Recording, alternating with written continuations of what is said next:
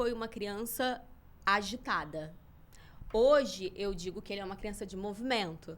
Na pandemia, eu comecei a praticar essas coisas com ele, apesar da gente dizer que não é um método, não é uma coisa que você vai praticando, Exato. mas no início porque aquilo é desconhecido para você, então só meio robotizado. A decisão final sempre vai ser minha, porque eu tenho o cérebro maduro. É importante a gente entender que a educação respeitosa, ela é muito mais pro adulto do que pra criança.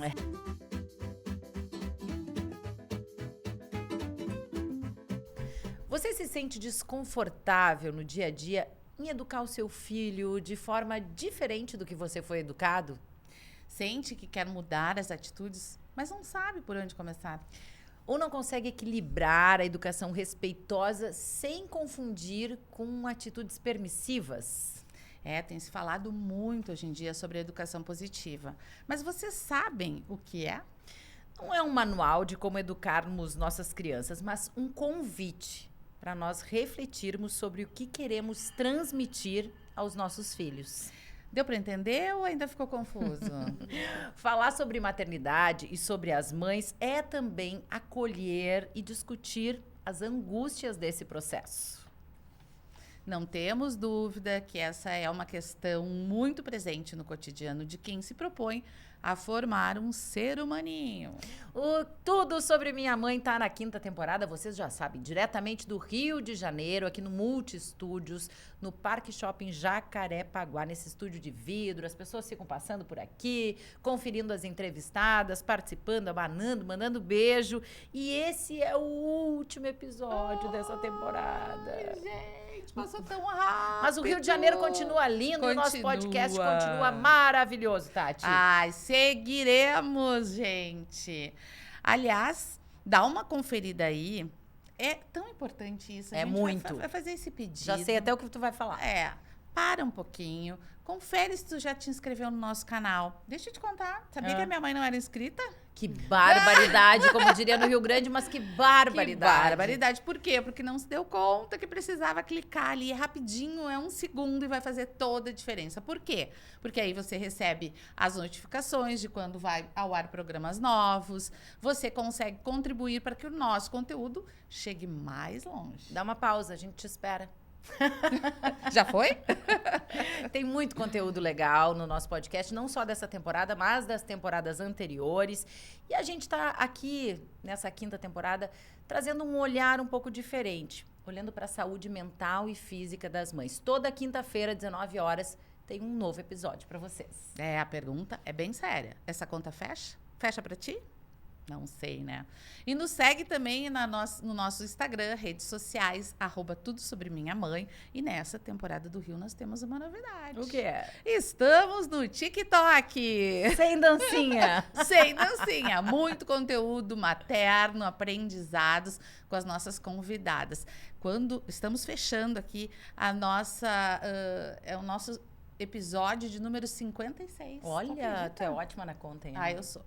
Assum Supermercados e Nestlé, hoje aqui ó, com o nosso Nescafé Gold, que a gente traz na mala para matar a vontade de tomar um cafezinho. Aliás, a nossa convidada já disse nos bastidores que só café para acompanhar as mães. É puro, né? Tem que ser puro, porque é difícil o tranco. E ela, inclusive a nossa convidada hoje, né, fez de um tudo para estar aqui conosco, por isso a gente já agradece a presença e vamos chamar, então, a nossa convidada, que é educadora parental, certificada pela Positive Discipline Association e pós-graduanda em Neurociências e Desenvolvimento Infantil pela PUC do Rio Grande do Sul. O que achou? Ela é a mãe do Gael, de 6 anos, e tem ajudado muitas famílias nesse processo da educação.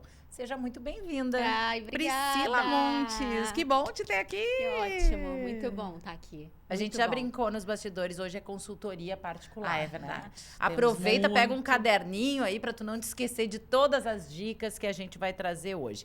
Agora, disciplina positiva, educação não violenta, educação respeitosa, são expressões que a gente tem ouvido muito hoje em dia.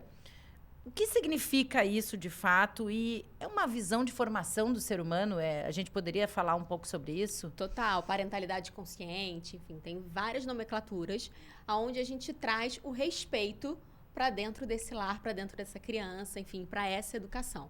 Então, a disciplina positiva é uma vertente da educação respeitosa, né? Tem várias outras, tem montessoriana, mas a gente tudo visa na criança, né? Na criança, nesse ser humaninho que pode e deve ter voz nessa relação.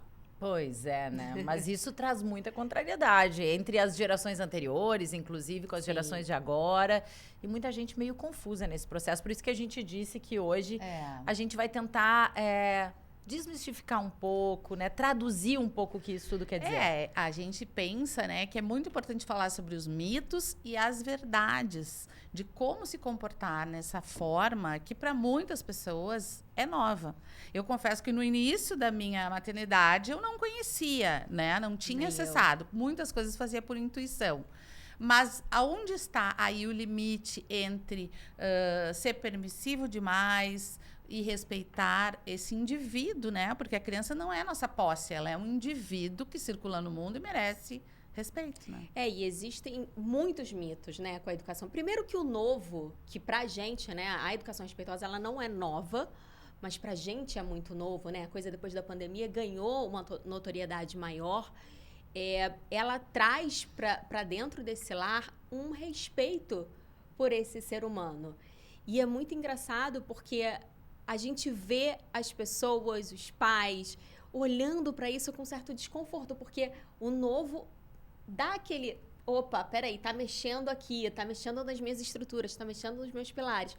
Então, existe muito esse mito de que a educação respeitosa é mimimi, que é geração Nutella, que é uma coisa da moda, que a criança é permissiva. Essa educação, a criança pode fazer o que quer, a criança manda nos pais.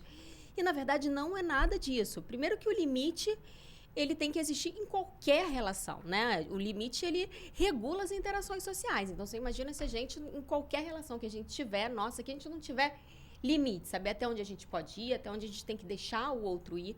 Então, o limite, ele vai existir sempre. E na educação respeitosa, também. A questão é que a gente não deixa... Da permissividade é que a gente... não é negligente, tal qual o autoritário, né? Que a gente tem essas duas bases, o autoritarismo e a permissividade, né? Esse 880. Tal qual a gente é irresponsável sendo autoritário com essa criança, a gente também é negligente dando para ela um poder de decidir coisas que ela ainda não tem o cérebro para decidir, né? Então, a permissividade, ela é isso, é você deixar a criança nesse mundão aí, nesse mar de emoções e de coisas acontecendo, e ela ter domínio sobre isso. Ou seja, a criança manda no adulto. Isso eu falo que é muito um comportamento aprendido, né? Não é nato da criança. Então, são os pais que vão trazendo para essa criança essa permissividade. A criança vai aprendendo que quando eu faço determinada coisa, o meu pai vai lá e cede, a minha mãe vai lá e cede, o meu avô vai lá e cede. Então, ela começa a aprender sobre isso. Então, não tem a ver com permissividade, porque seria muito negligente se a gente desse para essa criança o poder de decidir coisas que ela não tem capacidade, experiência de vida, idade, cérebro para decidir.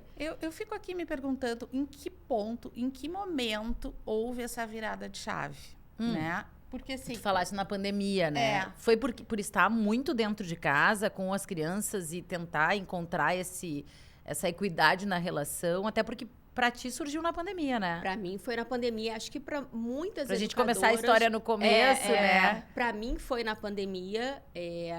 Na verdade, o meu desconforto vem desde o nascimento do meu filho, ali, primeiros meses. Ele tem 6 anos, Ele tem 6 anos, o Gael. E ele sempre foi uma criança agitada. Hoje, eu digo que ele é uma criança de movimento.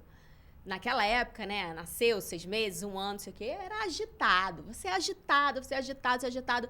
E aquilo me consumia de uma forma muito grande. E eu vivi... eu me emociono um pouco a falar sobre isso, porque eu vivi muito o luto do filho idealizado, sabe? Porque a gente idealiza uma mãe, que quando a criança nasce, a gente vive esse luto, porque essa mãe que a gente idealizou, ela não existe.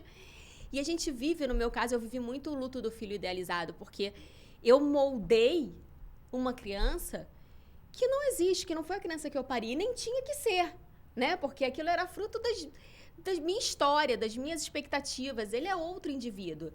E aí, conforme ele foi, né, crescendo, ainda bebê, e muito agitado, e aquilo me desregulava muito, eu não conseguia controlar, ele tinha uma agitação mais fora do comum, e eu fui ficando gritona, mais violenta, eu fui entrando no caminho do piloto automático, né, de reproduzir O aprendido. E aí chegou, assim, isso muito resumindo, e aí chegou no momento que eu falei, depois de dirigir chorando, sentar na privada e chorar, depois de tudo isso, eu falei, não, e muito na pandemia, eu preciso achar um caminho. Uma coisa eu sei, eu não quero criar esse ser humano rotulando ele, botando ele dentro dessa caixa que eu tô botando. Porque daqui a pouco ele vai acreditar também que ele é só isso. E tu é advogada de formação, Sou advogada né? de formação. Falei, não, e aí fui buscar na internet, o Google, gente, mesmo assim, novas formas de educar, o que fazer com o filho agitado, nesse mood mesmo. E aí eu achei a educação respeitosa, a disciplina positiva, na verdade, no começo, que acho que todo mundo começa muito com a disciplina positiva, que faz um pouco parte do meu trabalho, mas não tanto quanto hoje já é mais profundo, mas a disciplina positiva, ela é uma porta de entrada muito maravilhosa, e foi para mim.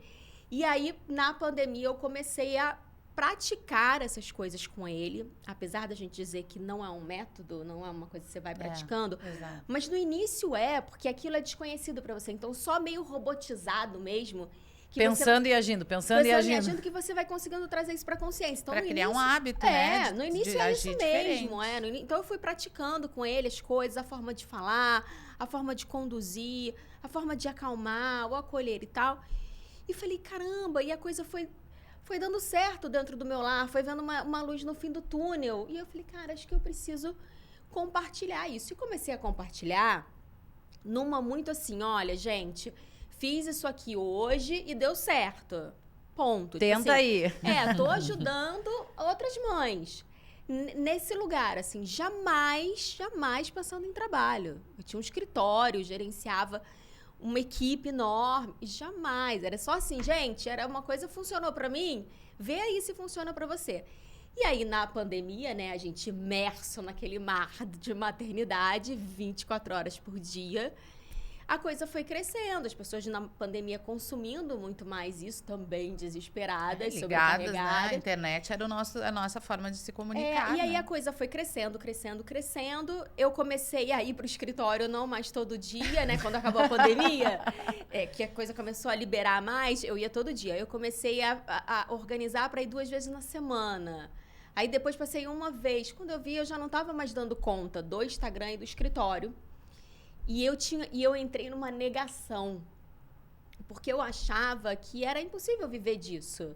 Que as pessoas não iam me ouvir, que eu não tinha esse dom, que, poxa, eu era advogada, eu não sei falar muito pra câmera, eu acho que isso não vai engajar, acho que as pessoas não vão gostar. Então, eu tive um período de negação. Até que a minha irmã falou pra mim, ela falou, cara, Pri, eu acho que isso já virou um trabalho. Eu falava, não, que trabalho, eu só tô ali ajudando e tal. Bom, não dei mais conta dos directs, não dei mais conta de nada, e tive, vou ver uma equipe pra me ajudar no conteúdo e... Aqui estou. Mãe que mudou o rumo da Isso é história uma profissional, constante né? aqui, assim. Olha, acho que não tem uma mãe que passe por aqui que não teve uma virada de chave Eu em função falo da muito maternidade. isso. Filho é catalisador de mudança, né? Se ele não mudar a sua vida, na minha mudou profissionalmente e pessoalmente, né? Óbvio. Mas se ele não mudar a sua vida de alguma forma, eu não sei mais o que muda. Porque eles vêm realmente como um convite, é um soco no estômago, é um... Ei, vamos mexer aí nessas estruturas, vamos mexer aí nessas bases, aproveita. Quem que é esse convite, né? O que eu ia falar sobre a questão geracional.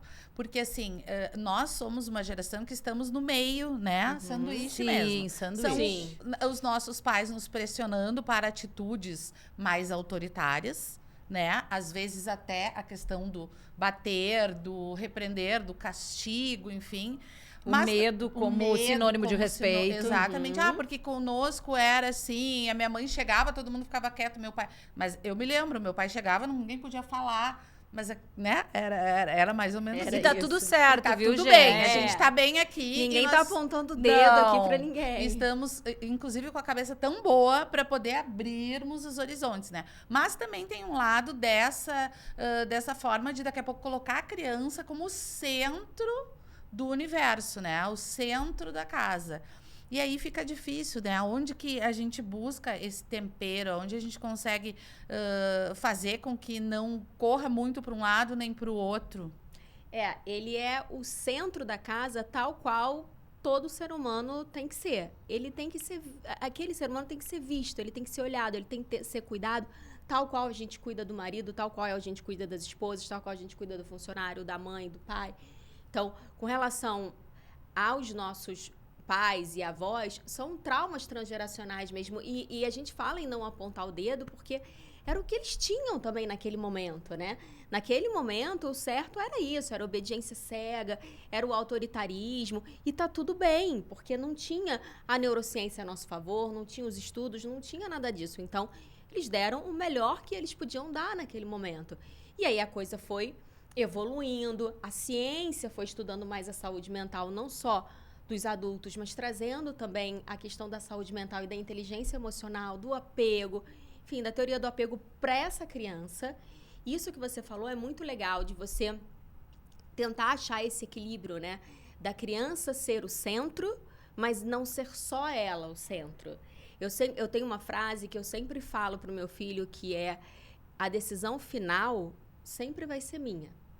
Porque eu tenho cérebro maduro, mais idade, mais experiências de vida e habilidade do que você. Então, é negligente eu te dar, né, essa responsabilidade. Mas nem por isso eu vou deixar de te ouvir e te considerar. Então, na verdade, eu acho que é esse lugar, assim. Nós somos os adultos e entendemos que vamos gerir aquela casa, aquele lar, com o nosso cérebro, que a criança não vai tomar a decisão final, porque ela não tem nem condições. Mas ela vai ser escutada, ela vai ser considerada, ela vai ser ouvida, ela vai fazer parte ativa daquele ambiente. Porque na nossa época, né, na época dos nossos pais, a criança era quase que um móvel da casa, né? Não engole o choro, faz o que eu tô mandando e, de preferência, sorrindo, né? Vai sorrindo. Não feliz, chora porque tu não é mais bebê. Não é mais bebê.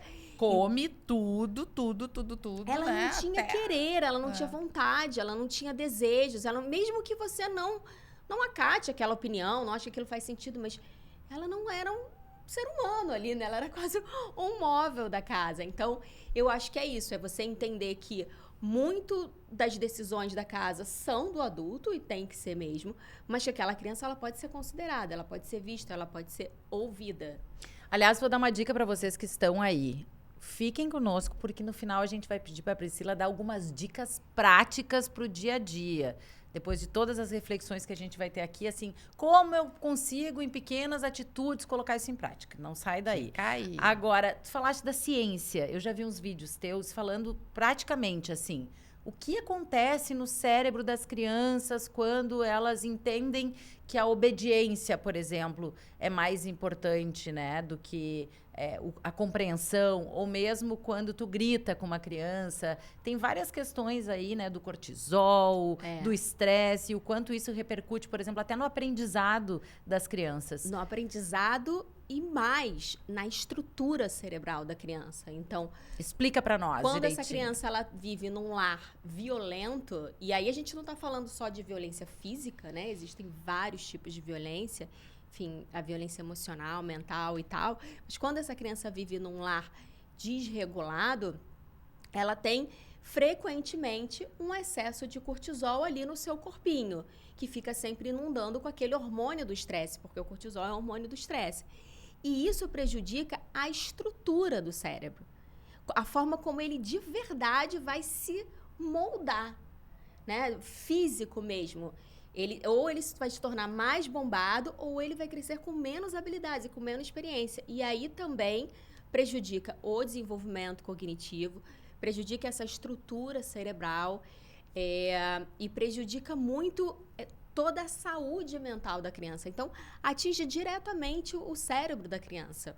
Assim como a gente fala do sono, né, da importância do sono, essa questão também é super importante no dia a dia, né? A gente fala, por exemplo, quando a criança vai dormir, baixa a luz da casa, desliga os eletrônicos. Sim. Então, tudo isso também é uma conversa com o cérebro para ele compreender que está na hora de dormir, né? Eu acho que a questão do estresse também, a gente fica pensando, nós somos reflexo, muitas vezes, e a nossa atitude do que a gente teve. Eu vi uma frase tua também que fala, a mãe que grita foi a mãe que foi silenciada, né? Sim. Que não pôde falar. Sim, que não teve voz.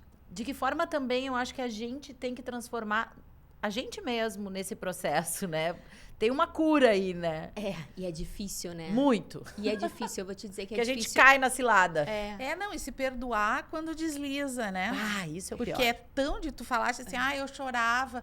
Nossa, quantas vezes eu tomei uma atitude completamente equivocada e no mesmo momento a culpa me tomou de uma forma... E não é aquela culpa que a gente fala, mãe... Não, é culpa de ter realmente feito algo que eu não aprovei. Arrependimento. E a gente aprendeu muito, né, na nossa educação, de que a culpa é algo ruim, né? Ela pesa, é negativo. E hoje a gente traz essa conotação da culpa diferente de responsabilidade, mas um olhar da culpa como um movimento. Peraí, aqui eu errei, tá? Ela é um sinalizador, ela é um alerta. Opa, tem uma culpa aqui, o que eu vou fazer a respeito, né? Como que eu vou melhorar isso? Como que eu vou aproveitar essa culpa para fazer uma transformação? Então, é importante a gente entender que a educação respeitosa, ela é muito mais pro adulto do que pra criança. E isso a gente dói na alma, tá? Porque é muito difícil a gente, como adulto... Primeiro que é difícil a gente olhar... Eu fico toda arrepiada, porque é difícil a gente olhar para nossa educação. Porque aí a gente precisa olhar para os erros dos nossos pais. E é muito desconfortante isso. E aí não num lugar de... não me amavam. Não é esse lugar, mas num lugar de... visitar eu fico arrepiada, visitar num lugar de minha história, meus traumas, minhas crenças, porque se a gente não visitar o nosso interior, a gente não vai conseguir ter um olhar respeitoso para as nossas crianças. A educação respeitosa, ela é para os adultos. É para fazer uma transformação nos adultos com relação à criança e com relação a todos os seus relacionamentos, porque quando você vai melhorando como pessoa, como indivíduo, isso afeta também os seus outros relacionamentos. Então, é doído, é doloroso demais, mas é muito necessário. Eu sempre falo, o termômetro de uma educação respeitosa não se mede pelo comportamento da criança, mas pelo Até porque ele comportamento está em do formação, adulto. né? E não em transformação. E uma coisa assim que a gente já conversamos aqui também com outras educadoras parentais. Por que não tratar a criança como tu trata um adulto, né? Então, tu tá super cordial com a tua amiga, chega a criança te pedindo atenção, muda completamente. Essa inversão é muito boa, né? Eu já vi também tu, a Maia, a Aigman também fazer isso, né? Vamos falar com o adulto como você fala com a criança. Fica quieto, que agora a mãe tá falando. Imagina que tu vai alguma coisa na mesa, né? Aí você fala, você é um adulto, você fala, não, deixa que eu limpo. Pode deixar, me daqui. Não, tá tudo bem. Com a criança você fala, eu não acredito. Eu te avisei. Novo, 1000 vezes, Essa coisa do eu te avisei, a gente cai sempre, né? Eu falei. Eu te disse que se não trouxesse o casaco, tu ia ficar com frio. Mas aí a gente cai, essa coisa, eu lembrei agora, a gente cai numa coisa também muito interessante da educação tradicional, que é adicionar dor. A gente tem o hábito de a nossa criança... Isso é outro mito, né? É um mito de que na educação respeitosa, as nossas crianças não vão saber lidar com frustração. O que é totalmente errado. Elas vão saber lidar com frustração, sim. A única coisa é que a gente não vai adicionar sofrimento. A gente não vai adicionar dor extra. Entende? Então, assim, por exemplo, eu saí... Um exemplo bobo. A criança saiu sem o casaco, né? A frustração da criança é estar sentindo frio. Ela saiu sem o casaco, a gente avisou que ela ia sentir frio, ela já está experimentando a frustração de não ter colocado o casaco. Eu não preciso ficar... Isso é um exemplo bobo, né? Porque tem coisas muito mais sérias, mas eu não preciso ficar adicionando dor e sofrimento para que essa criança aprenda. Culpa. Resumidamente, né? Exatamente. Eu te avisei, Eu te agora tu vai ficar avisei, doente, ameaça. Que tem a enfim. frase famosa da Jane Nelson, né? Da gente achar que para a criança se comportar melhor, ela precisa sofrer primeiro. Então, a gente tem muito isso. E eu recebo muitas mensagens, muitas, diariamente. Ah, mas minha criança não vai saber as consequências dos atos dela. Ah, mas aí vai se tornar um adulto dependente emocionalmente. Ah, mas aí não vai saber resolver os problemas. E a gente tem que entender que dependente emocionalmente, todos nós somos. Todos nós somos. Todos nós, às vezes, precisamos ligar para um amigo, para uma mãe, pedir um socorro. Não existe essa coisa de independente. Nós somos dependentes emocionalmente. O que a criança vai construindo é, quanto mais segura ela tiver, quanto mais ela saber e ter a certeza de que toda vez que ela precisa, que ela se sente vulnerável, ela tem um adulto disponível ali para ajudar ela a lidar com esse mar de emoções, aí sim ela vai se tornar uma pessoa segura de si, do que ela está sentindo, e isso é que ela vai entregar para o mundo. Eu tenho uma amiga psicóloga que é a nossa audiência, assim, total. Quem a Mariana, manda beijo. Mariana Coelho. Querida, beijo. Beijo. Ela postou hoje algo tão lindo. Pediram para uma criança desenhar o que é segurança. Ela desenhou o pai, a mãe e ela no meio na cama. Né? Que coisa linda. E aí, justamente, a doutora Januse esteve aqui conosco, primeiro Sim. episódio aqui, e ela falou que a cama compartilhada não causa dependência emocional, justamente o que tu tá pelo falando. contrário, é um ato de apego, de porto seguro, de saúde emocional imenso, imenso. A criança, ela adquire responsabilidade com confiança. A base para a criança adquirir responsabilidade é confiança naquele adulto, confiança naquele lar, confiança de que ela vai ser atendida. Toda vez que eu tiver uma frustração, tem um adulto aqui que vem me ajudar a me regular. Toda vez que eu tenho uma frustração, vem um adulto corregulador e empresta o seu cérebro maduro para o meu cérebro maturo. Conforme essa dinâmica vai acontecendo, isso está num livro da Sue Garham, que é Como o Amor é Importante, que eu falo que as pessoas deviam sair com ele debaixo do braço da maternidade. Enfim. Diz devagarinho. Ó, dica de leitura, presta atenção. Como o amor é importante. Porque o amor é importante, da Sue Garham, ela fala isso, ela chama de confiança base. Então, eu tenho frustração, aí vem um adulto e me acolhe. Tenho uma frustração, vem um adulto. Conforme essa dinâmica, ela vai acontecendo, né, periodicamente, diariamente, a criança vai tendo segurança para quando ela desenvolver o seu cérebro, assumir o seu papel de autônomo emocionalmente. Então, ela vai transformar, ela vai entender que eu posso sentir, eu tenho alguém que me ajudou nesse processo, eu tenho confiança no meu sentir, que é diferente de a criança estar sentindo alguma coisa e dizer que é bobagem, né? Então, toda vez o socorro vem, e aí, conforme eu vou crescendo e amadurecendo o meu cérebro, eu vou assumindo o papel desse cuidador principal. Uma coisa bem banal, assim, que a gente faz muito no dia a dia, a criança cai e se machuca, né? Ou cai e não se machuca, mas a criança cai, se bate. A gente diz, não foi nada.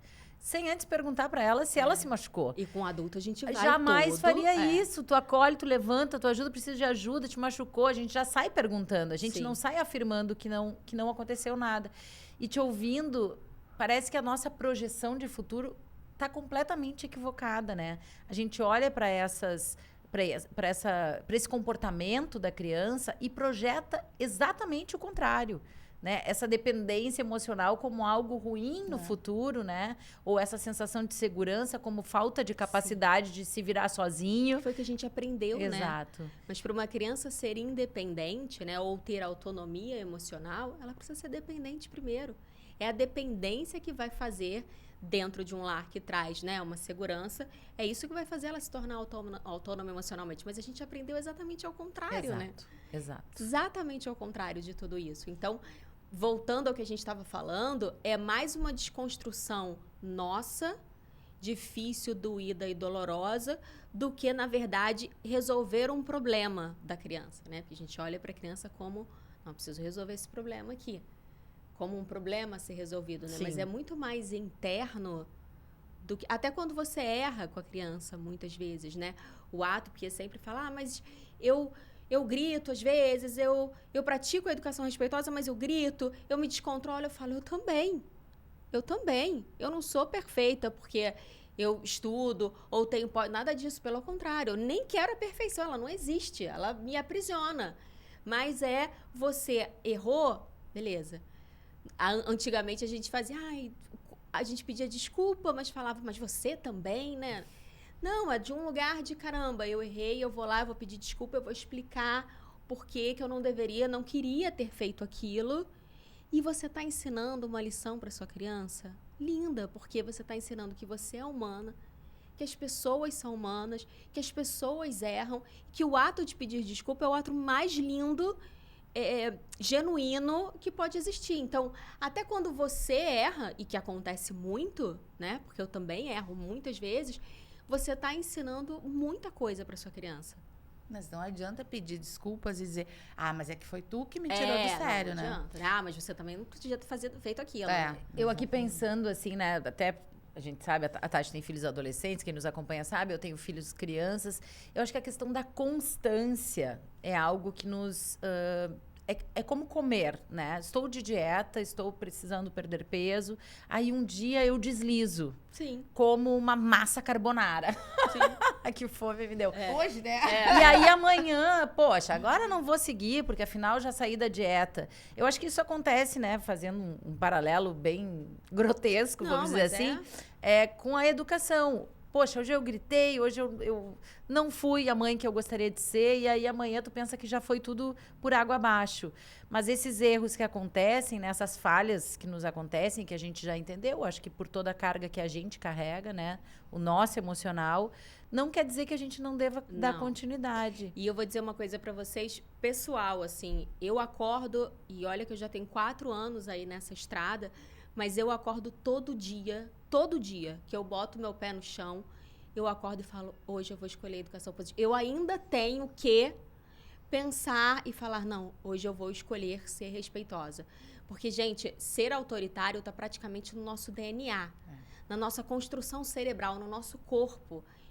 Então, assim, é muito difícil sair desse padrão, ainda mais com a vida, a corrida, o dia a dia. Então, eu realmente, todo dia eu falo, não, hoje eu vou tentar ser a mãe possível e respeitosa que eu vou tentar dar conta de ser. Todo dia eu ainda faço isso. E no início, lembrei disso agora, eu fazia anotações. Eu ia perguntar se essa era uma dica. No início, porque a gente sempre fala, né? Hoje, eu me coloco muito no lugar das mães, porque eu sou uma e fui uma sem esse conteúdo durante muito tempo.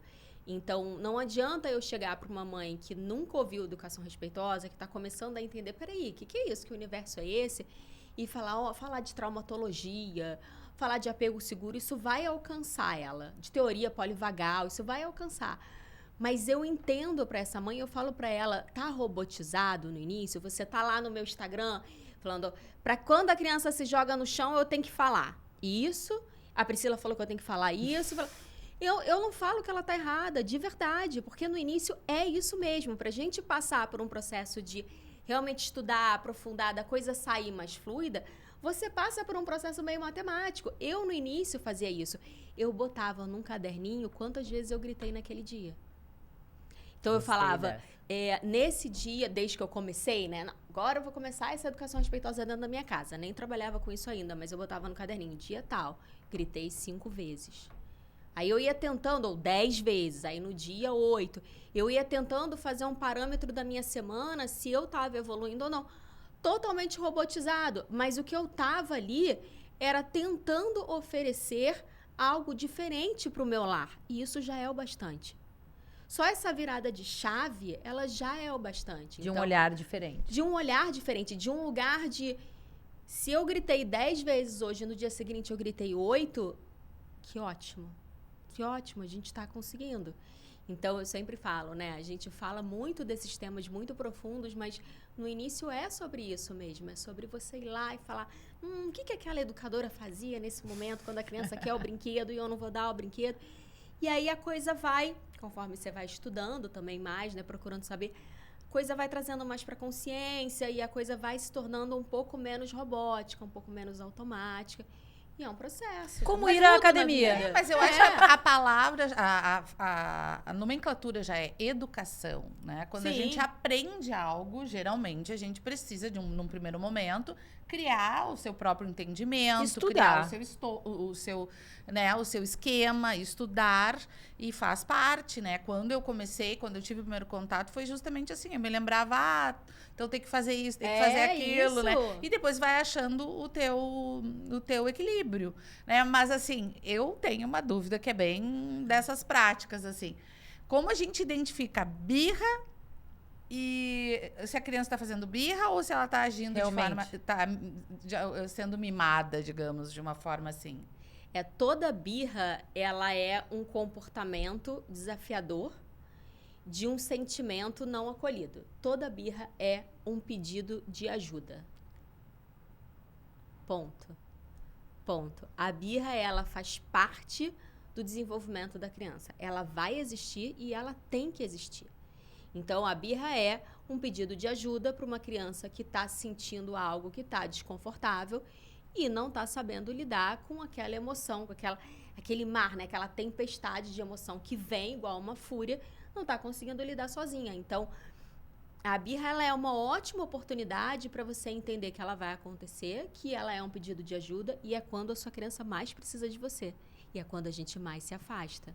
Então, na verdade, quando a criança faz uma birra, a gente vai lá e acolhe essa criança, né? E vê os julgamentos das pessoas. Eu já passei muito por isso.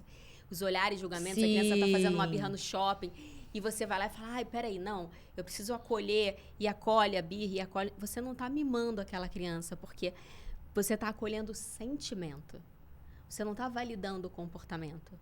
Então, o que você tá para essa criança é oferecendo o seu cérebro. Eu sou o seu corregulador. Eu vou te regular, eu vou te ajudar.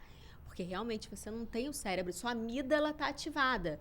Toda essa parte do córtex pré-frontal, que é onde a gente racionaliza, pondera, toma decisões assertivas, fala, não, peraí, aqui não dá, isso dá para fazer aqui. Toda essa parte só começa a amadurecer, a partir dos 4 anos de idade. E se ensinado, não é assim, fez 4 anos, pronto, já E tá termina tomando lá pelos 20 e poucos. E termina lá pelos Eu 20 ia e falar, pouco. adolescente faz birra também, Faz birra. né? Nós fazemos birra, gente. A gente briga com o marido, a gente bate porta. Eu não faço, Fecha amor, a tá? gaveta, Não. tá? Eu faço, a gente briga, a gente tá Mentira. estressado, a gente bate as coisas, a gente bate pezinho, a gente Fica faz clima, emburrado. Então, na verdade, o que é importante a gente trazer é que quando eu tô acolhendo a minha criança, eu tô acolhendo o sentimento. Eu não tô validando o comportamento, porque quando a criança tá numa intensa frustração, ela tá com o cérebro totalmente desregulado. É como se todas as engrenagens que cada uma com a sua função giram juntas, elas se desconectam, tá? O cérebro tá desintegrado. Então, eu preciso trazer a minha calma, eu preciso regular essa criança para aí sim lidar com o comportamento. Até porque quando a gente está com raiva, em qualquer situação, a gente se descontrola, fala o que não quer, enfim, usa de violência. Então, eu preciso acolher o sentimento. Sei que você está triste, eu sei que você está frustrado, eu sei que você não gostou desse limite que eu coloquei. Eu entendo. Mas, infelizmente, não vou poder te dar. Infelizmente, não vai ser possível agora. Se você quer um abraço, eu tô aqui. Eu tô disponível, e cada criança gosta de ser acolhida de uma forma, né? E você ali, como mãe, pai, cuidador, você vai aprendendo como a sua criança gosta, se ela gosta do toque, se ela não gosta, mas você tá ali, disponível emocionalmente. Depois, com a criança mais calma, com você também mais calmo, e você vai conversar sobre aquele comportamento, que pode ser logo após, ou pode ser à noite. Meu filho, por exemplo, adora bater papo à noite. À noite, as crianças, antes de dormir, elas têm um hábito de reviver o dia, né? Conta as coisas da escola. Parece que é o melhor momento para conversar. Quando de noite ela vai e fala. Então, você pode também revisitar aquilo só naquele momento. Que a gente sente os olhares, né? E a gente acha que a gente tem que corrigir aquela criança naquele momento que aquilo acontece. Mais pros outros do que pra gente ou pra criança, né? E o mimar que você falou é um comportamento aprendido, né? Então, quando eu tô acolhendo o sentimento. Quando a criança é mimada, ela é mimada porque ela aprendeu, é um mecanismo que nós adultos, cuidadores primários, principais, ensinamos para ela de que quando ela quando ela tem determinada atitude, eu vou ceder e dar o que ela quer. Então, Vou na fazer verdade, uma não pergunta vem da criança, difícil. né? Vem da gente ensinar isso para ela. Vou fazer uma pergunta difícil agora que tem a ver com essa temporada que a gente está falando de saúde mental das mães. E eu acho que isso também passa por a gente falar sobre a falta de tempo, Sim. né? De educar crianças, porque vamos voltar historicamente. Antigamente as mulheres ficavam em casa Sim. e cuidavam dos filhos, ainda que de maneira, né, muitas vezes equivocada no formato, né? Quando os pais chegavam, tinha aquela coisa do medo, o respeito como sinônimo de medo. Mas vejo também que tanto as mães quanto os pais hoje têm uma falta de tempo pelo excesso de trabalho, pelo celular, né? Aquela coisa, não tem mais horário comercial. O horário comercial é 24 depois horas da por dia. pandemia, então. Mas essa saúde mental das mães, né, essa preocupação constante, esse revisitar a sua infância, se questionar, buscar novos processos, tá mais nas mães do que nos pais? Tá mais nas mães do que nos pais. Mas eu já percebo um movimento muito grande da paternidade também, enxergando um pouco mais. Até existem educadores parentais, homens incríveis, maravilhosos, que eu sigo, que eu já fiz live e tal, mas eu acho que esse olhar para a saúde mental, ele ainda está mais na mãe, que também ainda tem, pela sociedade, mais obrigações com relação a essa criança, sabe? Mais funções. O erro ainda é da mãe, né? Não é da mãe, do pai. Então, a gente ainda carrega essa carga. E para essa mãe ter que lidar com isso tudo e ainda se cuidar, ainda olhar para si, é muito difícil. E aí a gente traz uma questão do autoconhecimento, né? Que é muito importante, porque do autocuidado, que a gente acha que o autocuidado muitas vezes é a gente ter um tempo, sei lá, para ir ao shopping, para fazer a unha, fui no salão ou fui na academia. Tudo isso é super legítimo e traz pra gente um autocuidado. Mas eu acho que a gente precisa entender que o autocuidado, ele é muito mais. Ele pode acontecer dentro da sua casa, com a sua criança. É um banho com intenção, é um momento que você senta na privada para respirar, é uma música que você coloca enquanto seu filho dormiu. Então, existe tempo para você olhar para você. É uma escrita terapêutica antes da criança acordar mais cedo, roubar ali um tempinho do despertador e fazer uma escrita terapêutica. São esses pequenos insights que você vai tendo ao longo do dia que vai te trazendo um pouco mais de compaixão com você mesma, sabe? Eu vi um vídeo essa semana que eu compartilhei essa semana, né? De que mês nós estamos mesmo gravando? Novembro de 2023. Pode ser que você esteja vendo em janeiro de 2025, mas foi essa semana agora. Mas a coisa viraliza tanto que pode ser que o vídeo esteja no ar ainda. Que é uma mãe na academia e aí dizendo que eu não vou pra academia pra ficar sarada, pra cuidar do corpo, eu vou pra academia pra descansar. Eu me enxerguei muito nisso. Super. Porque talvez no meu dia a dia, nesse hábito que eu criei há pouco tempo, um momento que eu converso com adultos, que eu consigo, né, trocar sentimentos, ou pensar em nada, né, focar no exercício. Então, agora te ouvindo dizer que tem muitas formas de fazer isso, lembrei do nosso quadro. 5 minutos de silêncio. Quais são os teus? O meu, toda manhã. Toda manhã, meus seguidores já até me acompanham. Quando eu não tenho os meus 5 minutos, acordo mais tarde, porque a criança não foi aula, fala, você não apareceu hoje, o que houve? Eu roubo o tempo do despertador, 20 minutos, para tomar o meu café da manhã em silêncio. Com a casa totalmente apagada, todo mundo dormindo. Eu vou lá, eu acordo, boto meu café para fazer, vou para a sala e fico lá, me regulando, respirando, aí pensando nas coisas que eu tenho para fazer no dia, qual pratinho daquele dia eu vou deixar cair, como que eu tô me sentindo e validando isso, porque às vezes a gente acorda super disposta, às vezes a gente acorda, não tô bem, e aí validando isso, falando, acho que hoje eu não acordei legal, então isso aqui eu vou tentar deixar passar. E aí depois eu vou acordar meu filho para ir para a escola. E isso faz uma diferença no meu dia. Gente, vocês não têm ideia. É os meus 5 minutos. Isso faz uma diferença no meu dia tremenda, assim. Eu olho pro caos, até nesse caos de acordar, de botar pra escola, não sei, é outro, assim. Então, esses meus 5 minutos, eles são... Às vezes eu até fico assim no despertador, não, eu vou porque vai me fazer bem. Eu ia comentar exatamente, ó. Aí, Eu ó. paro, faço esse cafezinho. E é esse mesmo, É né? esse. Sabe que eu gosto É desse verdade. aqui. Achando até Vamos passou ver que uma humor tu tá. receitinha Olha esses que o dias de intenso batido. tá pra mim. E o teu? Sempre equilibrada. Não, é incrível, porque sem querer a gente coloca no lado certo, entendeu? Impressionante. Então, também aqui fica a dica para um autocuidado, cafezinho. Uma das coisas que eu faço também é ir ao supermercado, sabia? É tipo academia. Eu tô querendo migrar Terapia. pra academia, mas eu ainda tô preferindo ir ao supermercado, ao Assum. Eu penso na minha mãe, eu acho que ela fazia terapia Claro que indo no sim, supermercado. claro Ela que ficava sim. horas lá olhando os produtos novos. Eu acho que era um tempo, 4 filhos, eu acho que era um tempo que ela tinha pra É, respirar. parece que muitas pessoas no supermercado é uma diversão, né? Uma diversão. Assum Supermercados é a melhor diversão. Agora, se tu não tiver tempo de ir ao Assum Supermercados, pode pedir no WhatsApp, no site, no app, telefone. Pelo WhatsApp, buscar na loja. Mandar entregar em casa.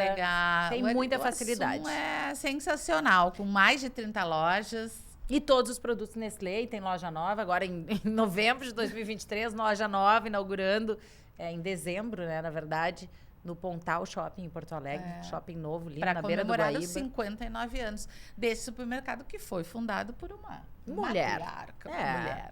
Agora, mais uma coisinha que eu lembrei aqui, a gente tem visto muito diagnóstico, né? Aham, Muitos diagnósticos hoje em dia, TDAH, autismo, TOD, né? Enfim, são vários transtornos e diagnósticos que a gente tem visto e a maior parte deles, na minha visão, correspondentes mesmo.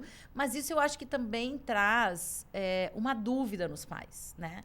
De fato, meu filho está sendo desafiador como um aspecto da personalidade dele, como uma forma de me expressar que eu não estou conseguindo acessar ele. E aí vem também as medicações, né? Então, assim, como é que tu vês essa realidade como um contraponto também de uma falta de preparo dos pais na educação? Eu acho que a gente vive a cultura dos diagnósticos, né?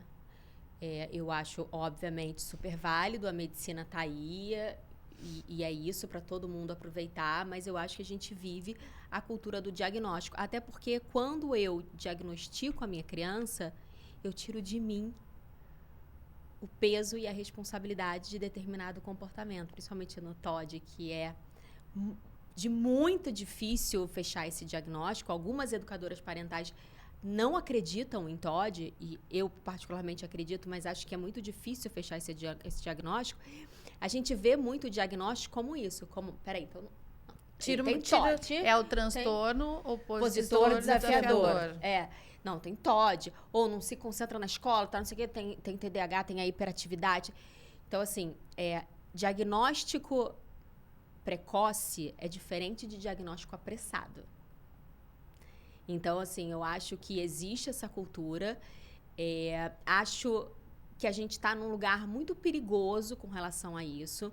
Acho que sim, tá te afligindo, não tá dando conta. A escola, porque a escola é um super aliado para esses transtornos, e é só quando vai para a escola que você realmente consegue fechar esse diagnóstico. Mas tu não acha que a escola está usando também um pouco esse diagnóstico para, vamos falar diretamente, como uma forma de também se liberar da responsabilidade de educar, de olhar para o emocional da criança? Porque a gente vive um tempo que, assim, chega de decoreba, né? O que a gente viu na nossa realidade? Que os adultos, eles não têm problemas de capacidade. Eles têm problemas emocionais no trabalho, né? De relacionamento com as pessoas, de compromisso. Coisas que a gente vai formando no decorrer da vida. E a escola, na minha visão, não está preparada para lidar com isso hoje. Super assertiva. Até porque lembra que eu falei no início que o estresse, o cortisol inundado no corpo da criança, ele dificulta o aprendizado. E já ficou comprovado cientificamente que o emocional, que o cognitivo depende do emocional. Então, se o emocional não anda, o cognitivo não anda, não adianta. Essa criança, quando tá com a amígdala ativada, batimento cardíaco acelerado, hormônio do estresse no corpo, músculo contraído, quando ela está nesse lugar, paralisação do aprendizado. Então, não adianta a gente exigir de uma criança uma cognição maravilhosa se a saúde mental, a interação da criança, o fato dela estar se sentindo pertencente naquele lugar, a socialização dessa criança, a forma como a professora acolhe essa criança quando briga com um amigo ou bate no amigo. Isso tudo está extremamente diretamente ligado ao aprendizado. Então, muitas vezes eu vejo, né, escolas violentas, que são a sua maioria no Brasil, infelizmente, querendo terceirizar para os diagnósticos algo que muitas vezes está dentro da escola e está dentro de casa. São ajustes que precisam ser feitos, mas é muito mais fácil a gente terceirizar isso. As habilidades socioemocionais não são desenvolvidas, vamos ser bem realistas, né? Quando a criança está nessa situação, o que acontece? Retira da sala, vai para uma sala conversar com uma pessoa que vai repreender, né? Faz a cariação, exatamente. às vezes. Bota uma criança de 4 anos com outra criança. Enfim, escola é um tema que dá um outro podcast. Não, é porque, incrível, assim, gente. eu, pra falar, eu sou uma, todo mundo já sabe, eu sou uma defensora, assim, da educação positiva entrar no currículo mesmo das escolas, porque eu lido com tanta coisa violenta, assim, que eu recebo, direct e tal. Dá um exemplo pra gente, assim, já que tu falou no direct. Dúvidas dos pais, bem diretas, assim. Mais recorrentes. De escola. Seguidora que me mandou mensagem desesperada porque a professora ligou falando que a criança tava difícil. Ah, ela tá difícil. Você vem buscar, por favor, porque ela tá difícil. Nesse nível, assim. Ou botou de castigo, ou botou no cantinho do pensamento virado pra parede contando até 100. Sério? Sério? Sério. Às vezes, por exemplo, se a criança tem 8 anos, então ela fica virada de castigo e conta até 8, conta até 80, conta... se brincou com um amigo, aí ganha uma estrelinha porque brincou com um amigo. Então, E se não tá afim de brincar com amigo, azar. não, tem que brincar para ganhar a estrelinha. Então, assim, eu aprendo que para eu fazer algo ou colaborar com alguma coisa, eu preciso ganhar algo. Eu em vi troca. uma dica tua sobre os irmãos, né? Eu tenho 3 e a Tati tem 2.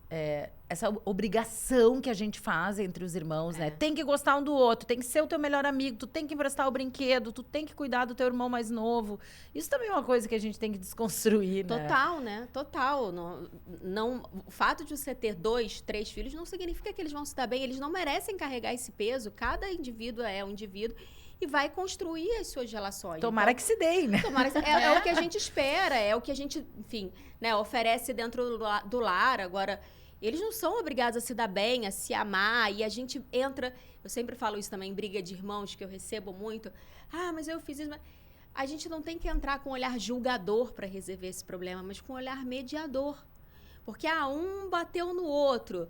Quem apanhou sentiu dor, mas quem bateu também está sentindo alguma dor.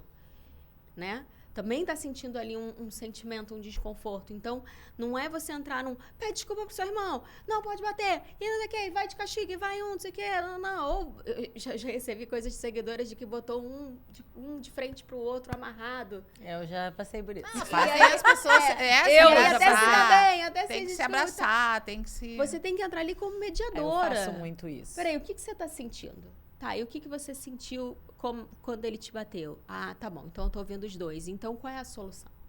Qual solução vocês me trazem? Vamos pensar? O que a gente poderia ter feito diferente? Né? Porque ele não é obrigado a emprestar o brinquedo também na hora que você quer. Você tem que... Isso vem também de uma construção de um lar anterior, né? Que é a criança ter o seu espaço respeitado, ter o seu brinquedo respeitado. A gente obriga a criança a emprestar tudo e qualquer coisa. Mas se você tá aí com a sua bolsa e eu pego ela, você vai gostar? Você não vai gostar, você não é obrigado a emprestar tudo que você quer. Então, também tem uma coisa de você não trazer o respeito ao espaço da criança, né? Que a gente fala a questão da criança não ter voz. A criança não tem o seu espaço respeitado. Você vai pegar uma coisa do quarto da criança, você não fala, você não pede. Olha, a mamãe tá pegando aqui, tá? Vou usar, já devolvo. Ali é o cantinho que ela mais gosta. Então, tudo isso também traz com que a gente não consiga lidar com essa coisa entre irmãos e a gente traz um julgamento para isso. A gente é quase que um juiz. Um irmão tá brigando com o outro, então a gente precisa saber quem é a vítima, quem é o culpado pra gente resolver a situação. Mas a gente ali tem que ser mediador, né? Eu fiz um texto essa semana sobre isso, né? A gente tem essa mania de achar que tem que ter o culpado e a vítima, e de apontar o dedo pros outros. Sim. A gente vive um tempo do cancelamento, que acontece uma coisa errada, sai todo mundo apontando o dedo pros outros na internet, sem conhecer a realidade daquela pessoa, sem conhecer o preparo emocional que aquela pessoa tem, ou até mesmo o preparo de informação para lidar com essa ou aquela situação. A gente, ao invés de ajudar, a gente sai apontando dedos. Na maternidade. maternidade, né, gente? Nossa, A gente muito. aponta o dedo na maternidade. Não, a primeira coisa que acontece quando a gente se torna mãe é ter alguém dizendo: ah, mas eu, se fosse tu, não faria isso. Ah, mas isso não tá certo. Ah, não sei o E quê. quando você não é mãe, você que aponta os dedos, né? E aí Exato. depois cai assim. Cai. na- Deu uma deixa total, Deu. né, pro quadro. Mordeu a língua. Ai. Em que na maternidade? Em que não? Tô quase perguntando isso, eu acho né? que em tudo. Em tudo, praticamente, assim, em tudo. Primeiro dia, idealizar uma criança que não existe e que não vai existir por causa do cérebro dela. Então, tudo assim. Ai, nossa, tá no restaurante com tela? Nunca. Meu filho, jamais. Birra, tá se jogando no chão. A mãe vai abraçar a criança que tá se jogando no chão. Meu filho não. Gente, o meu filho nunca. Acho que foi a frase que eu mais falei. Mais falei. Até porque, taurina que sou, sempre quis controlar tudo. Antes do meu filho nascer, eu fiz uma planilha dos horários. Não. Em Excel, plastifiquei e botei na geladeira. Tamanha. Tipo assim, isso são os meus horários, isso são as minhas vontades. Né? Não significa que ele vai querer comer naquela hora, que vai ser. Eu plastifiquei, eu botei uma planilha, plastifiquei. Eu tenho até ela lá hoje guardada, que eu olho pra ela e vejo realmente a minha revolução.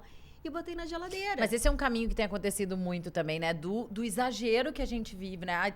A teoria do sono, a alimentação. A gente também, às vezes, fica tão atrás dessas regras corretas de educar, no sentido de coisas que a gente tem que fazer no dia a dia, que às vezes não dá tempo, a gente não consegue ser essa mãe. E aprisiona, né? Me lembrou agora eu falei no início, né, da minha criança agitada de movimento, que me levou para essa mudança de carreira. Mas, gente, o restaurante era assim, eu já deixei de ir a lugares. Inventei desculpa, porque eu achava que meu filho era muito agitado e que eu não ia dar conta com aquilo, eu não ia dar conta dos olhares. Eu odiava que as pessoas olhavam para ele, conheciam ele, isso me emociona muito, assim, porque as pessoas conheciam ele e a primeira coisa que as pessoas falavam dele era, nossa, como ele é agitado, né? E eu olhava pro meu filho e falava, cara, é sério que isso? Eu ficava com raiva da pessoa. Sério que você só tem isso para falar do meu filho? E eu ficava com raiva dele ser assim. E o restaurante era uma coisa... Com raiva de ti, que não conseguia de dar mim, conta. que não conseguia dar conta. Eu acho que eu nunca falei isso tão abertamente, mas era muito difícil para mim isso, a ponto de não ir mais a lugares. E aí o restaurante... Era uma coisa que eu queria que ele ficasse aquelas 2 horas, 1h30, que a gente tá ali comendo entrada, prato principal, sabe? Sentado, com 2 anos de idade, comendo tudo, prestando atenção, sem telas. E precisando se movimentar. E aí, quando eu comecei... tipo assim... Só se tivesse um pedal de bicicleta embaixo da mesa, ou amarrado, né? Ou amarrado. E aí, depois que eu comecei nessa jornada... Foi tão libertador quando eu olhei pra ele e falei, cara, ele precisa se movimentar. Ele precisa, o corpo dele precisa. Então, hoje, a gente vai num restaurante, eles sentam na mesa, a gente pede alguma coisa, daqui uns 15 minutos ele fala, mãe, minhas perninhas precisam se movimentar. Ai, que amor. Tá bom, filho, vai. Eu falo pra ele que não pode sumir da minha vista. Ele vai, ele dá umas voltas no restaurante, senta. Come mais um pouco, conversa mais um pouco. Mãe, tô precisando de novo. Vai. E assim, e as pessoas olham, acham estranho aquela criança dando volta. Mas, gente, isso foi tão libertador pra mim, quando eu entendi que era o que ele precisava. E olha a refeição que a gente tem hoje. Em vez de eu tentar botar ele ali naquele padrão, né? Que é a criança boazinha, a criança calminha, aquela que fica sentadinha, a menina de perninha cruzada, o menino quietinho, comendo a refeição toda. Ai, que lindo. Mas quando eu entendi que o que ele podia me dar era se movimentar um pouco, que ele precisava, que era uma necessidade dele, foi libertador pra mim. De verdade. Meu Deus, quanto conteúdo. A gente tá chegando no final. Meu Deus, final, tinha muito assunto. Vai ter que ter 2, né? Priscila Montes, capítulo 2. Mas olha aqui, a gente tem vários quadros. A gente falou muito sobre os filhos dos outros, agora tu falaste um pouquinho sobre o teu. A gente tem falado muito em buscar essa conexão com os filhos. Sair da tela, dar um tempo, aquela coisa... Estou presente aqui agora, larga o celular. A Tati sempre fala, né? Ela larga o celular para ouvir o filho e a filha. Tu tem esse momento, uma dica de conexão com os filhos que dá para fazer no dia a dia? É uma presença com intenção, né? Às vezes a gente quer estar com a criança, né? Às vezes a gente trabalha em casa, a gente quer estar com a criança o dia inteiro, mas a gente não tá ali. Tá, mas não tá, né? Então, se você tiver 20 minutos, 15 minutos de tempo de qualidade com intenção e sem distração, é o de melhor você pode oferecer para sua criança. É esse tempo de qualidade. A cama compartilhada também oferece um momento de conexão ali, corpo a corpo, respiração também, principalmente muito pequenininho. É ótimo. A conversa antes de dormir. A conversa antes de dormir. Mas com o Gael, assim, qual o momento que tu detecta, assim, esse momento a gente se conecta? Antes de dormir, a gente reza e ele fala, mãe, vamos bater aquele papo que a gente bate toda noite? E aí tem que ser uma posição, não é os dois, a gente já tá deitado, mas aí ele escolheu que é uma posição eu sentada, ele aqui no meio das minhas pernas. Ele fala, mas já tava deitado, agora vai sentar de novo, até deitar de novo. Eu falo, tá bom, ele escolheu essa posição, então a gente fica lá. E aí é ótimo, porque é um ótimo momento de conexão. E numa criança de 6, 7, né, que já foi para a escola, também é um ótimo momento para você saber do dia da criança, né? Saber o que aconteceu. Então, fazer perguntas, ouvir o que a criança está falando. Então, com o Gael, é, sem dúvida nenhuma, a hora de dormir. Vamos para aquela... Vamos, com certeza. Olha tá só. todo mundo aí esperando. A gente prometeu no início, então pega um papel e uma caneta. Ai, meu Deus! Dicas práticas. 5, 6 dicas pro dia a dia para começar esse processo em casa. Coisas práticas do dia a dia, sei lá, da hora que acorda, da hora que vai dormir, momentos possíveis para os pais que estão nos acompanhando aqui agora começarem esse processo. Porque muitas vezes a gente quer fazer e não sabe por onde começar. Sim. Dicas práticas. Primeiro, a gente tirar desse cenário a violência, a chantagem e a recompensa. E aí, quando você tira isso, você fala, fiquei com o quê, né? Então, tentar, porque é uma construção, tirar desse educar a violência, a chantagem e a recompensa. Né? Tentar estabelecer uma conexão e um vínculo maior com a sua criança. Tirar o cantinho do pensamento, não deixar a criança sozinha para lidar com esse mar de emoções e encarar essa frustração sozinha. Tá disponível emocionalmente, se perdoar e pedir desculpa para sua criança. E acho que o mais importante é entender que essa criança é um ser humano. Ela tem voz, ela merece ser ouvida, ela merece ser considerada. Então, e isso parece uma coisa assim, mas eu considero a minha criança, mas não. A gente precisa de verdade considerar essa criança, ouvir. Exemplo. Vamos fazer um passeio, ou vamos fazer algo. O que você quer? Qual é a sua ideia? A gente pensou em fazer tal coisa. Você gosta? Você acha legal? Participar a criança daquela dinâmica, sabe? Hoje a gente vai comer na mesa ou na mesinha de centro. O que você quer fazer? Tentar fazer com que ela participe dessas pequenas interações e decisões da casa, né? Acolher o sentimento da sua criança sem medo de estar mimando. Na dúvida, gente, apela pro amor. Sempre. Tô com a dúvida do que eu vou fazer. Apela sem medo de vou mimar, não. Acolhe o sentimento da sua criança. Mostra para ela que ali ela tem permissão para sentir tudo que ela pode sentir. E mais, ela tem permissão para ser o que ela nasceu para ser, que é a autenticidade. Então, dê para sua criança esse espaço. Traga essa conexão, faça combinados. Todo mundo me pergunta, mas na educação respeitosa a gente pode fazer combinados, pode fazer negociação? Deve, combina com a sua criança alguma coisa. Eu quero tem que tomar banho agora. Não, mas estou vendo o último episódio do desenho. Não, então vamos combinar aqui, porque normalmente a gente quer. Não, desliga, vai agora. Faz combinados com a sua criança, negocia com a sua criança, traz esse poder até de reflexão para ela, de cumprir os combinados. E isso é muito legal. Dicas Olha. pra vocês. Depois nos contem aí nos comentários se deu certo. É, Se vocês estão tentando, acertando, errando, começando de novo, que eu acho que é por aí. A Sim. Priscila falou algo muito interessante, né? Hoje ainda eu li uma notícia que a palavra mais buscada nos dicionários é autêntico. E aí tu Mesmo? Aham. E aí tu disseste aí, né, o básico do básico. A criança precisa ser autêntica.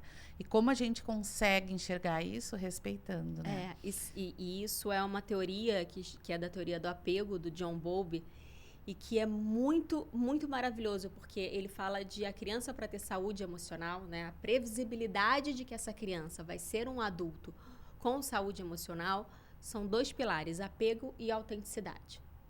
Então, a criança, ela nasce... Tudo o contrário do que se achava. A criança, ela nasce com essa expectativa de apego. Ela nos ama de qualquer forma. Então, até porque a gente é que supre as necessidades básicas e físicas dessa criança. Então, ela não pode perder esse apego. E aí, quando ela começa a ser quem ela nasceu para ser e ela é podada, criticada, ela começa a criar um falso eu. Ela começa a criar um personagem para poder agradar esses cuidadores principais para não perder o apego. E depois, como adulto, faz exatamente a mesma coisa. Esconde seus sofrimentos, fica atuando. 2 frases aqui da Priscila. Ó. Você não pode poupar o seu filho de sofrer, mas não pode ser a causa do sofrimento dele. Achei muito boa.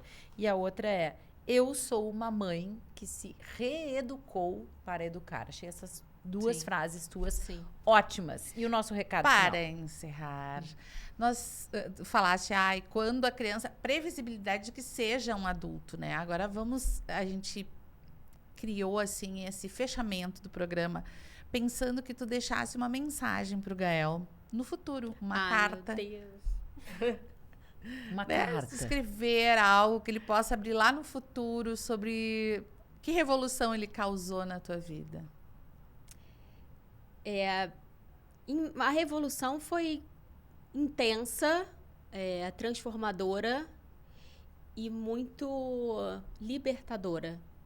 A revolução que ele causou. Até porque, para ele vir ao mundo, foram, enfim, 6 tratamentos, foi muito querer.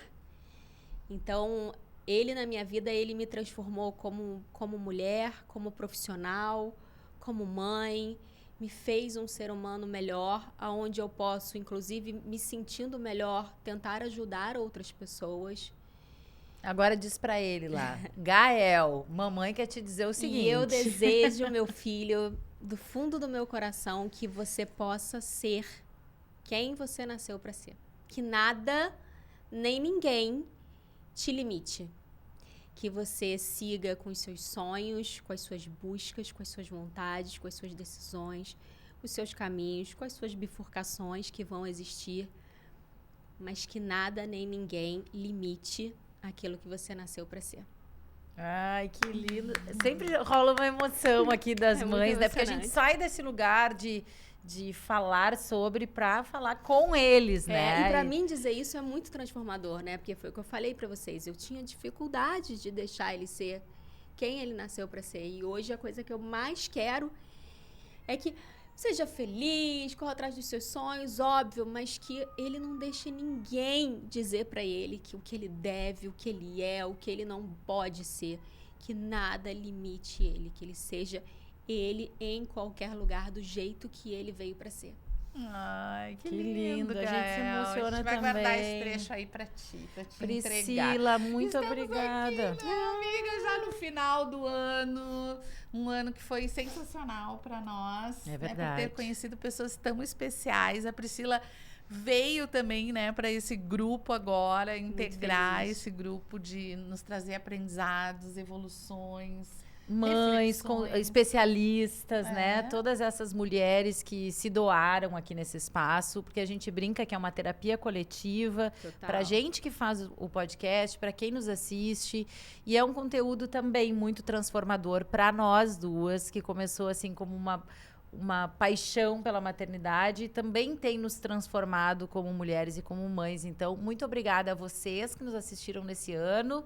2023 já tá indo, né? E a gente vem com 2024 aí cheio de novidades. Ai, temos só a agradecer os nossos parceiros que novamente nessa 5ª temporada estão conosco. A Sun Supermercados, a Nestlé, o pessoal aqui do estúdio que nos acolheu no Rio de Janeiro, Multistúdios, toda a equipe, muito obrigada por essa oportunidade de estar aqui, em contato com muitas mães que a gente colocava lá na tela em Porto Alegre, né, de forma virtual, que agora a gente teve a oportunidade dessa conexão pessoal, né, presencial. Então, muito obrigada mesmo, Multistúdios. Venha conhecer, porque, né, o pessoal segue por aqui. Sim, vai seguir. E obrigada a você que está aí do outro lado, que com a sua audiência, né, é capaz de proporcionar que esse nosso sonho seja realidade. E Obrigada. Que a gente esteja também plantando uma sementinha em vocês aí, dessa transformação que a gente quer pro mundo, através da maternidade, da reflexão, né, da transformação. Muito obrigada, Priscila. Obrigada, uma honra, um prazer. 2024 cheio de coisas boas pra vocês. Essa música final vai ter que ser outra agora. Adeus, ano velho. Não vamos lembrar. Essa música me traz, assim, umas lembranças. É nostálgica. É nostálgica. Muita nostalgia da minha infância, enfim. Vamos cantar a música que a gente cantou toda. Vamos. Priscila, tu é boa na cantoria? Não, mas tu posso tentar? Vamos cantar, porque a gente não fez ela cantar, então vamos cantar agora. Vamos lá. O Rio de Janeiro continua lindo. Vai, Priscila! O Rio de Janeiro, fevereiro e março. Alô, Realengo, aquele abraço. Alô, torcida do Flamengo, aquele abraço. Aquele abraço. Beijo. Aquele Até a próxima abraço. temporada, 6ª temporada. Vem aí, não perca. Olha todos os conteúdos, tem muita coisa boa. Tô toda arrepiada. 6ª temporada vem Ê, aí. tchau. Tchau.